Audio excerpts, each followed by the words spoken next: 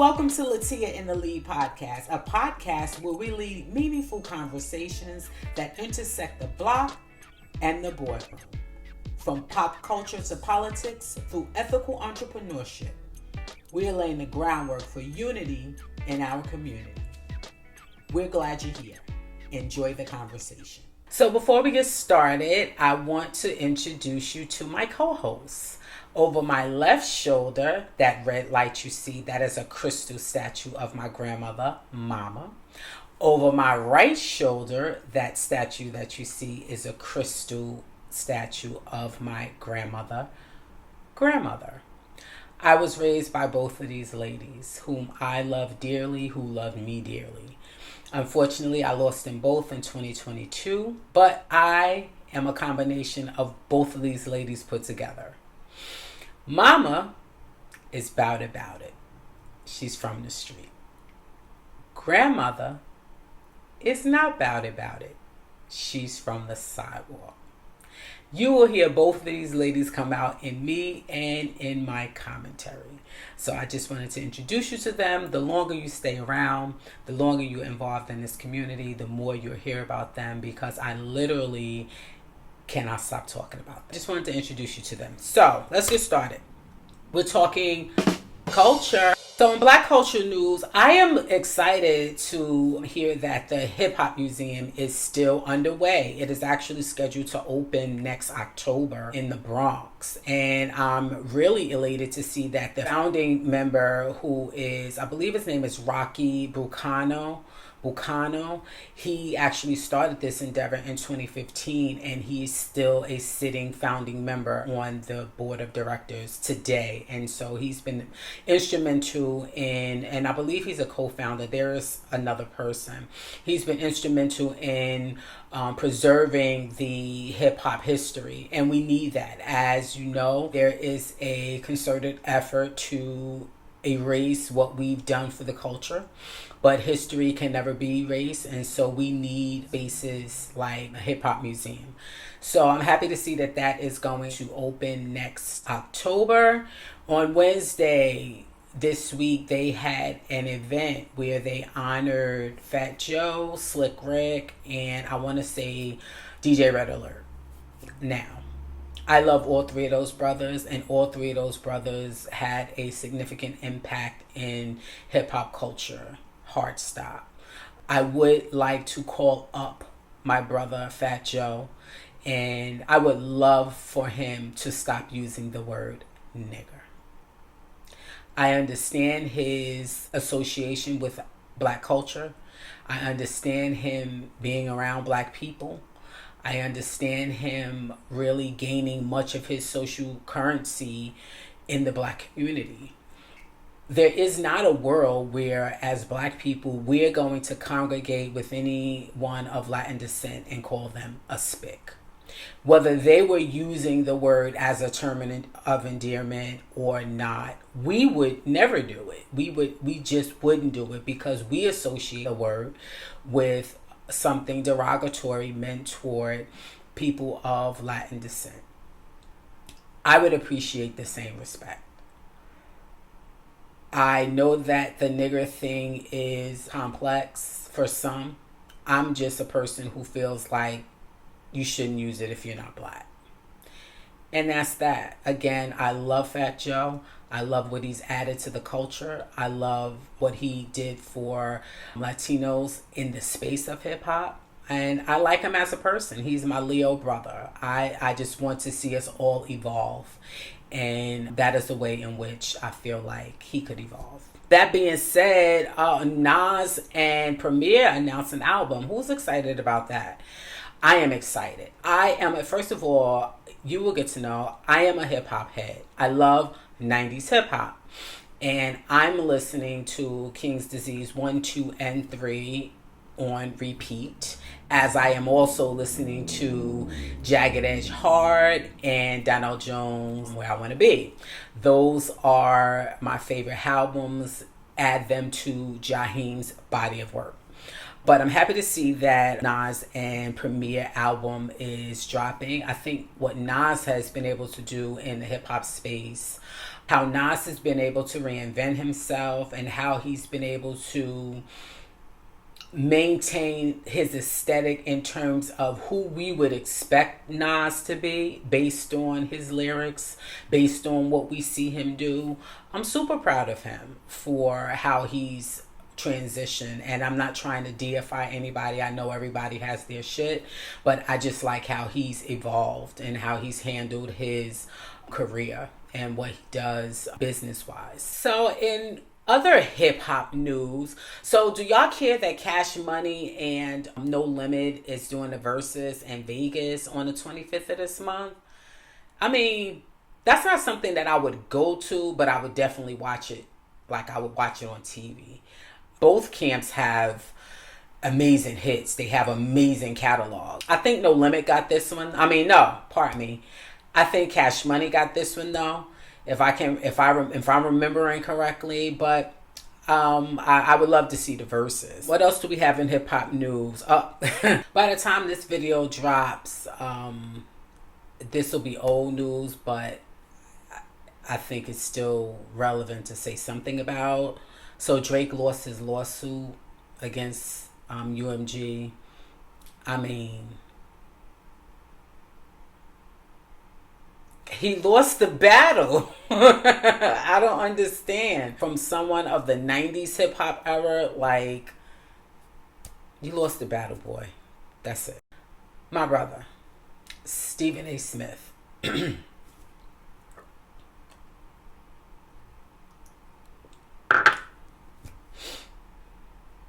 I love what you do in the sports space.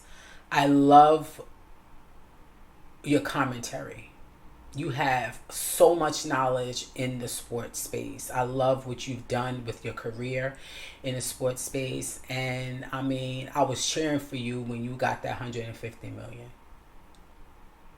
Outside of sports, your commentary doesn't help the cause. All I'm going to say, in the words of my good brother Andrew Gillum, who I have issue with. I mean, he is a Democrat, but I won't get off on that tangent in this episode. I'm not calling you a coon. What I'm saying is the coons think you're a coon. Tighten up. Okay, moving right along. Current and emerging events. So, I mean, we would be remiss if we started off this segment before talking about the homecomings this past weekend and the 3 shootings that occurred. It's so unfortunate. 8 people lost their lives. 20 people got hurt. It's just really unfortunate. It's unfortunate for a couple of reasons. The number one reason it's so unfortunate is because we have a gun problem in this country, and this country refuses to address the gun problem because the majority of the bad actors are white men. And this country and its guns is as synonymous as apple pie, and they would rather see kids dying, people going to church dying, people dying all over the street than to pass some kind of decent reform around the guns. That is number one. The second thing is, though, with regards to these shootings, I mean, it's a tragedy, and it's a tragedy in more than one way, because we know that they don't get anywhere near the funding, nor do they have the endowments as other schools. That has to come into play when you're trying to plan these large-scale events and you're assigning security. They don't have the resources, so it makes them more vulnerable to these types of things happening. Obviously, we can't take the mental health piece out of it, because who's coming to a college campus to shoot up people having a good time? The lack of access to mental health services, particularly in the Black community, is very problematic, and I can see it being more of a problem as the Affordable Care Act funding is cut. It's sad. It's sad. So we want to send our prayers out to the families of the people who lost their lives over this past weekend at the school shootings, and those who were injured. Prayerfully they get well. What I'm afraid is going to happen, despite all of the violence and all of the school shootings that we have had in this country over the past 10 years, what with this administration, I can see the narrative becoming HBCU weekend is anti-American and it's vicious and vile and all this violence. Schools have to withdraw from and cancel if they want to continue to receive whatever funding they're getting from the government. I can see a world where that becomes the narrative, because it's like any reason to shut down anything black, any reason to rain on any black parade. And that's unfortunate. But on to happier news. EJI, and that's the Equal Justice Initiative, has announced that their phase 1 of the Elevation Complex is opening in Montgomery, Alabama. And EJI provides legal services to incarcerated people and people who are being underrepresented in the criminal justice system. These guys do great work. The founder, Brian Stevenson is a good brother doing good work. We need to support initiatives like this because, as you know, not only is funding being pulled, but without support, these agencies and these kind of initiatives that really exist to help the most disenfranchised, which is us, they cease to exist, especially under this type of administration. So we need to continue to support them. If you have it in your heart, it's a nonprofit organization. Do support. They're doing great work. This convening space that they're opening is going to be an art gallery. It's going to be a theater. It's going to have overnight accommodations, so like a hotel. It's going to be great. And I encourage artists and people that tour and travel and do shows, when you're going to Alabama, you look up this venue and utilize its services. So we're heading to our last segment, and our last segment is anti-capitalism. Ethical entrepreneurialism is what we're striving for. And this last, it's one topic, but it's going to be an expanded topic that I talk about in this segment. Do you know that in this country, there are 10 private landowners that own the majority of the land? The Emerson family owns 2.44 million acres. John Malone owns 2.2 million acres. Ted Turner owns 2 million acres. Stan Kroenke owns 1.76 million acres. The Reed family owns 1.66 million acres. The Irving family owns 1.27 million acres. Buck family owns 1.24 million acres. The Singleton family owns 1.1 million acres. King Ranch heirs own 215,000 acres. The Pingree heirs owns 830,000 acres of land. The problem with this is that land is a resource. It's not a commodity. And when you start to make everything a commodity, and this is what happens in a capitalistic society like the one that we live in, when land becomes the prominent source of wealth, which it is in this country, it also becomes the prominent source of racial inequity.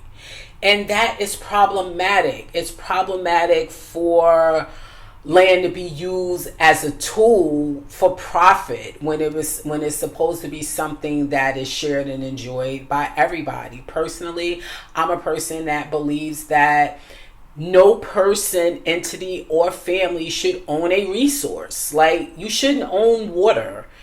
You shouldn't own land in those massive amounts of numbers, because they breed other problems. And part of 10 people owning 13 million acres of land is that we have a housing crisis in this country. There are people sleeping on the streets in this country. And when one person owns that amount of land, then those people, the landowners, become the priority. And that goes against community interests. And then we have these super high housing markets and people can't stay in their homes. I'm a person that believes that there is too much. Like, I believe a person can have too much. And when you look at billionaires, there's too much. There's no one person needs a billion of anything when there are so many people in need. And I think that is a symptom of capitalism. And it is doing us all in. And by no means am I saying that you should not strive as an entrepreneur to have a successful business. That is not this. Of course, you should strive to have a successful business. And you can have a successful business and be an ethical entrepreneur. You don't have to exploit people. You don't have to exploit the land. You don't have to exploit resources. You don't have to exploit vulnerable communities. You don't have to do any of that. That is the way of this country, though. And as Malcolm would say, the roosters are coming home to roost, or whatever that term is.